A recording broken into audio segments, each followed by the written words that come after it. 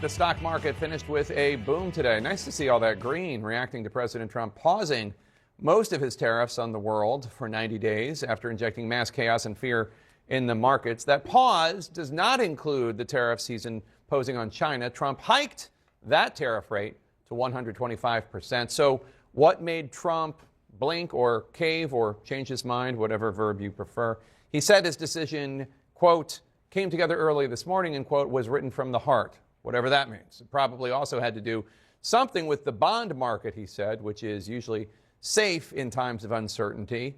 It didn't appear that way this morning, of course. Here's Trump. Oh, I was watching the bond market. The bond market is very tricky. I saw last night where people were getting a little queasy.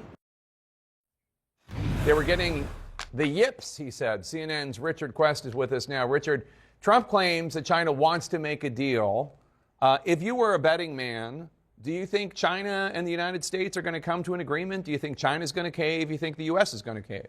I think China is going to watch to see whether or not you sort of do tit for tat, but the tit for tat gets lower and lower and lower until you end up somewhere in the middle. And that's why I think the 125 is an interesting number that Trump went for, from 104 to 125. Is that number just small enough that China can either live with it or just about beat it? Because at some point, one side or the other is going to telegraph that they are ready to meet. The only thing against what I've just said, to argue completely against myself, is that the Chinese statement overnight is that they are in this to the bitter end.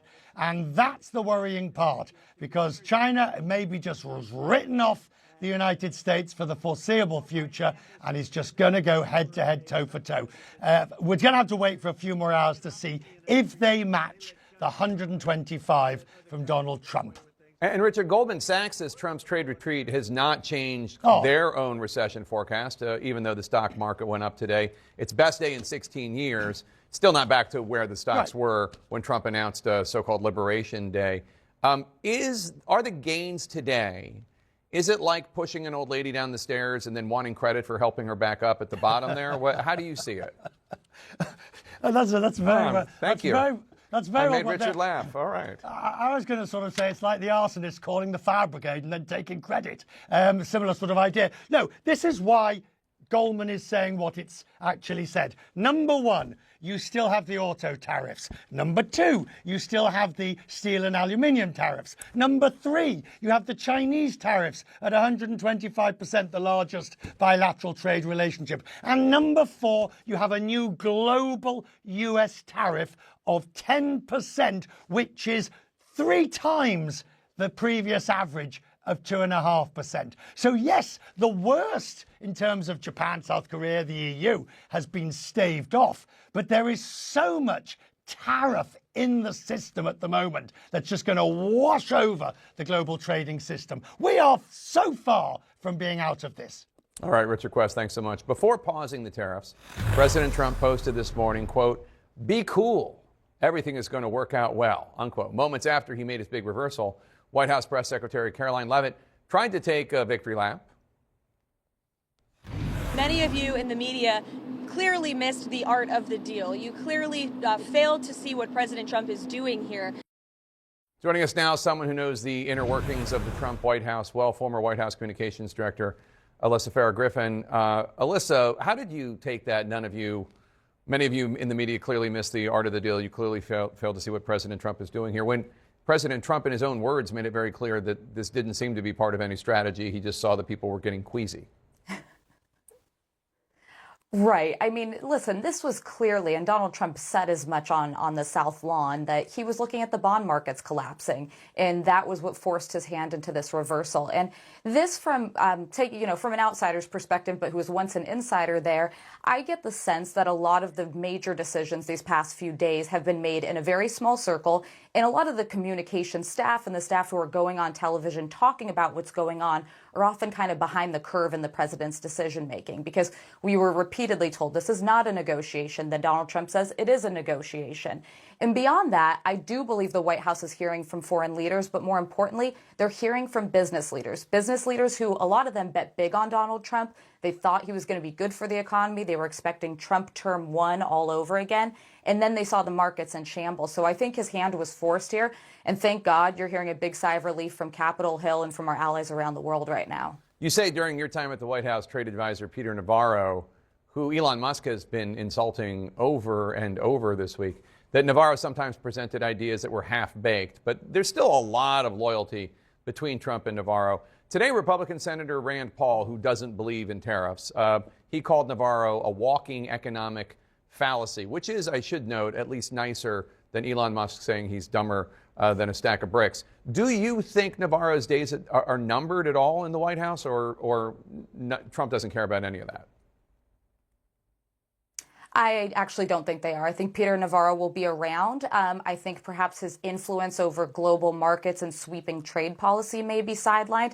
He's a person who, listen, if you listen to him in a small, narrow way and then take in the advice of other people, could potentially be helpful to the president. But what this White House wasn't able to do, based on what I'm going to call the Navarro plan that they rolled out, is explain exactly what the full plan is. Is it full reindustrialization of the U.S.? Are we trying to bring back every factory that was lost? Are we cutting off basically all foreign trade and thinking we're going to be able to build everything from iPhones to sneakers here?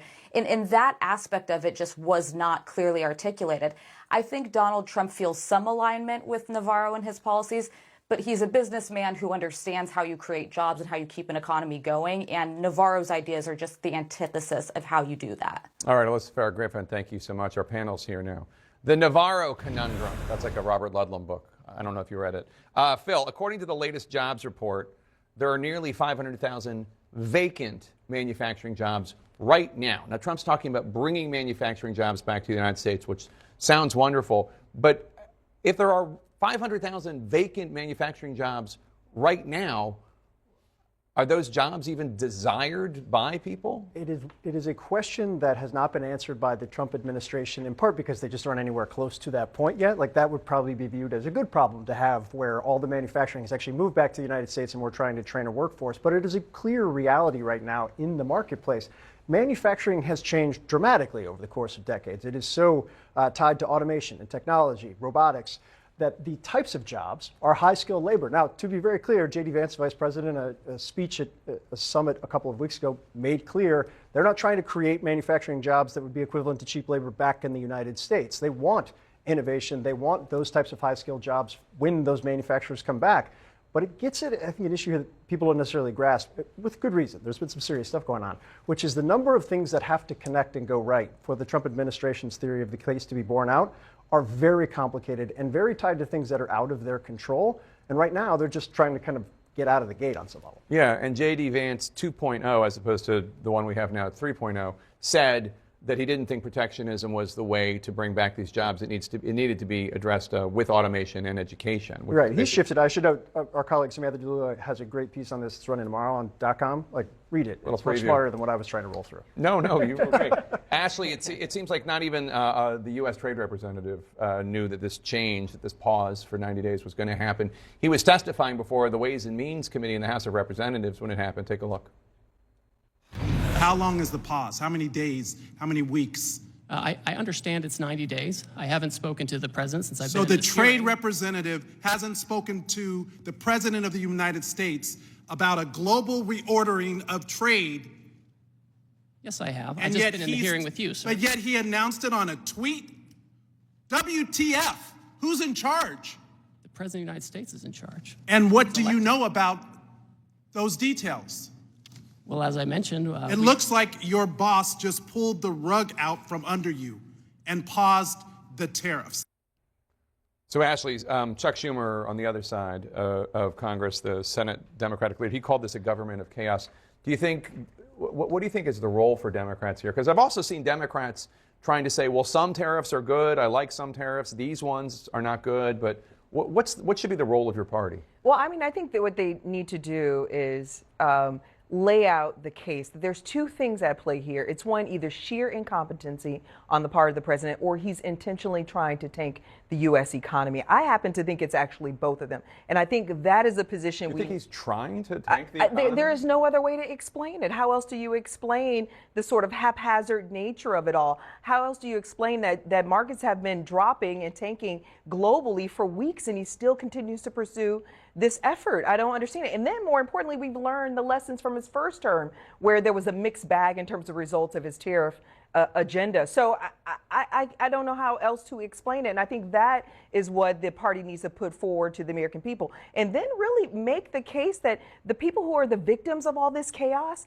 it's the American people, from their pocketbooks to their retirement. That's what's actually suffering right now. And let's just take a step back, because this is the one thing I think my party has failed to really lay out, and that is less than 3 months. You think your party Yeah, I mean, effectively, less than 3 months into this administration, we're talking about a recession. Yeah. I mean, let me repeat that: a recession Right. in less than 3 months. That is remarkable. And it's people it's unprecedented. like And Jamie Dimon talking about a recession. absolutely, but it's the people on the ground who are already feeling it. That's why they protested all weekend. This is why Republicans are trying to rein in the president on this tariff agenda. I mean, it's a real thing, but my party's failing to really lay that out.